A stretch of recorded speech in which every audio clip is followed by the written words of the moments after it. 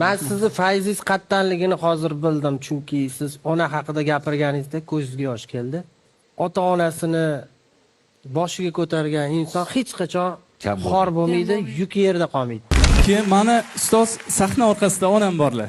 Mana shu darajagacha yetib kelishimga onajonim sababchilar-da. Sog' bo'lsinlar. Aytishadi-ku, ona bor hayotda yashash boshqacha. Onaning ta'rifi yo'q, mehri boshqacha. Kirsa ham hatto 90-100 yoshgacha ona bor hayotda yashash boshqacha. Yashaydi onamiz bizlarni o'ylab, tunu kun Xudodan baxtimiz so'rab.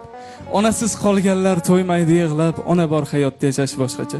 Odamda martaba, obro' bo'lsa ham, qo'lida millionlab puli bo'lsa ham, yonida otasi hayot bo'lsa ham, ona bor hayotda yashash boshqacha. Onamiz umriga umr tilayman, bir umr tugamas baxtni so'rayman.